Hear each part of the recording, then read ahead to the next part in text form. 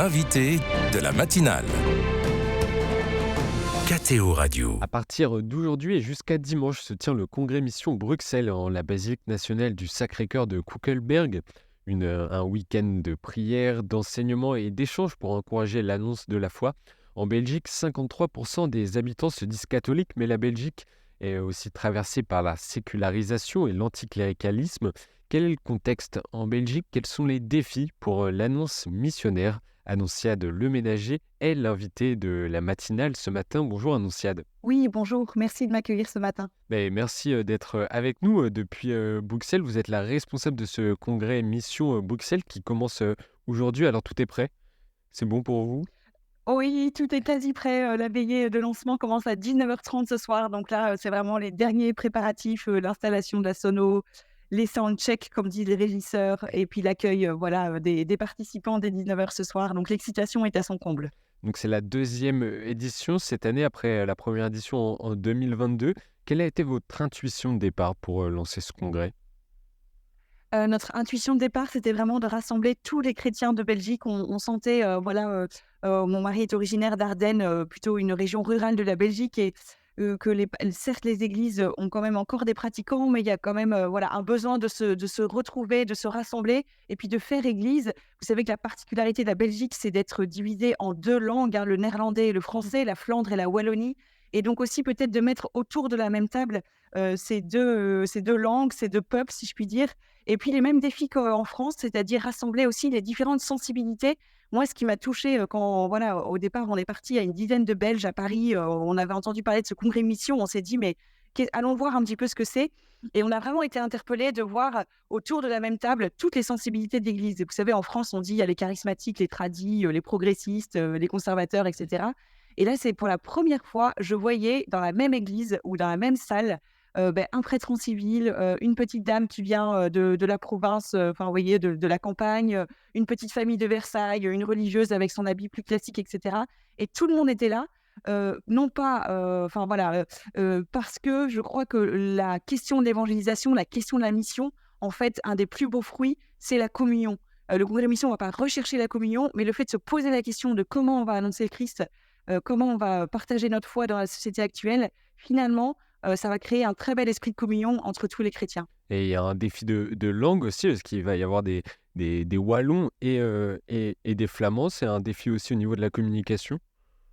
Ouais, alors c'est vrai que du coup, tout est un peu doublé, et je dirais que les premiers convertis de cette organisation du Congrès Mission, c'est nous, l'équipe, qui l'organisons, parce que quand on est allé voir les évêques belges et qu'on leur a présenté le Congrès Mission, ils nous ont dit: «D'accord, feu vert, mais une condition, vous faites un événement bilingue. Vous voyez, vous voulez vraiment inculturer le Congrès Mission en Belgique?» Ils nous ont pris au mot. Alors on a été un peu surpris, puisque nous, à l'origine, on n'était que des francophones, on était un peu en panique. On s'est dit: «Mais comment on va y arriver? Enfin, au secours!» Et c'est là que, vous voyez, on se dit que la providence et que le Seigneur agit.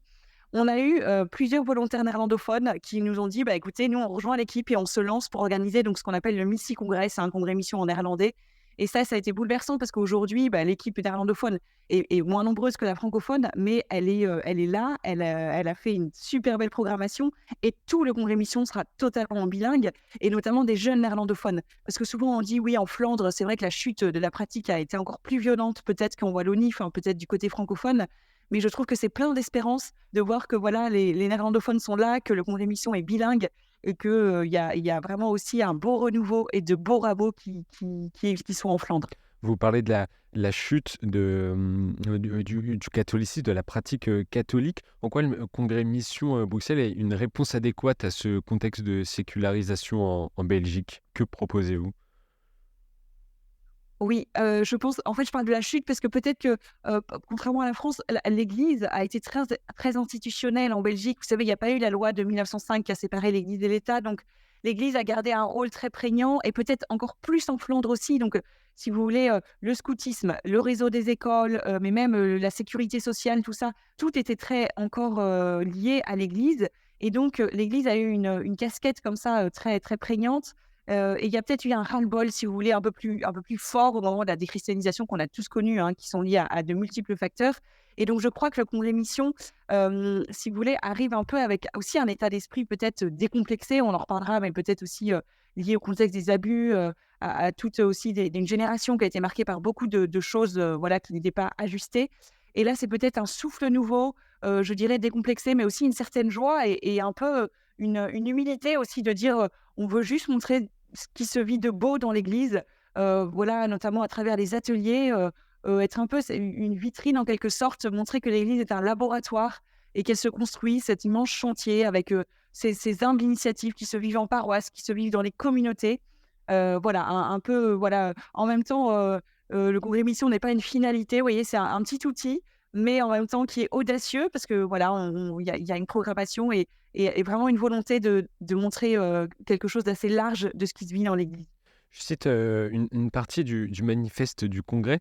Nous croyons qu'en dépit de la sécularisation apparente de notre monde, une grande soif de Dieu habite les cœurs de nos concitoyens. Fin de citation. Comment s'exprime cette soif spirituelle selon vous? Ouais, c'est pas évident. Je pense que, clairement, elle s'exprime de plein de manières. On le voit bien avec les succès, hein, vous savez, de tout ce qui est aujourd'hui, quête de sens, développement personnel, yoga, toutes ces pratiques, hein, qui nous viennent plutôt, de l'Orient. Donc ça, je pense que c'est vraiment révélateur et en Belgique, on le voit quand même, peut-être vous voyez, des familles qui sont traditionnellement, chrétiennes et pratiquantes. Je vois, la génération de nos parents, donc je dirais plutôt plus de 60 ans, sont des pratiquants, voilà, qui vont à la messe tous les dimanches, qui sont catéchistes et par contre, ma génération, donc plutôt 30 ans, la pratique a décroché et puis, c'est plutôt, voilà, des gens qui vont avoir une spiritualité, qui ont des parents qui enfin, voilà, qui ont été au catéchisme et cetera, mais qui ont complètement décroché la pratique du dimanche et qui ne se sentent pas tellement faire partie de l'Église, catholique et donc je crois que, voilà, il y a et même la pratique des sacrements et cetera et donc je crois que voilà, ça s'est décroché dans ce sens-là et par contre, un attachement à des valeurs, clairement à toutes les valeurs que porte l'Église, cet attachement-là demeure. Mais donc je crois que peut-être que le défi aujourd'hui pour, le congrès mission, c'est vraiment d'annoncer, la foi, enfin envoyer notre cœur à cœur avec Dieu, retrouver, ce côté un peu transcendantal de notre foi et de voilà, de notre religion, et parler, ouais, parler peut-être plus ouvertement, mais c'est un exercice qui n'est pas simple parce que comme vous le dites, on est dans une société sécularisée et donc je crois qu'on est tous un peu enfermés dans des prisons mentales, la foi, c'est du domaine privé, donc on n'ose pas trop en parler et c'est vraiment un enjeu, pour chacun de nous et donc peut-être plus, voilà, plus ouvertement nous parler de qu'est-ce que Dieu apporte dans notre vie, notre relation personnelle à Dieu et aussi, c'est pour ça qu'on aura une table ronde. Pourquoi nous aimons tant l'Église? Pourquoi aujourd'hui, il y a encore des jeunes de 30 ans qui vont rentrer au séminaire? Pourquoi il y a encore des jeunes qui vont, pratiquer les sacrements, qui demeurent attachés à l'Église et qui en ont besoin pour leur vie? Vous l'avez dit, il y a un vrai paradoxe parce que 53% de la population belge se déclare catholique. C'est quand même une difficulté d'être crédible. Vous parlez face à d'autres formes de spiritualité. Ça reste quand même compliqué d'annoncer justement la bonne nouvelle. Oui, alors je pense que c'est compliqué d'annoncer la bonne nouvelle, ça vient pas tellement du monde, ça vient plutôt de nous, des chrétiens. Enfin, en tout cas, moi, ce que je ressens aussi au niveau personnel, je crois que le monde serait prêt à nous entendre et à nous accueillir, et que voilà, les Belges seraient tout à fait peut-être, assez, ouverts à entendre cela. Mais c'est comme s'il y avait un peu un postulat de départ un peu complexé et puis une difficulté à trouver sa place, à porter son message.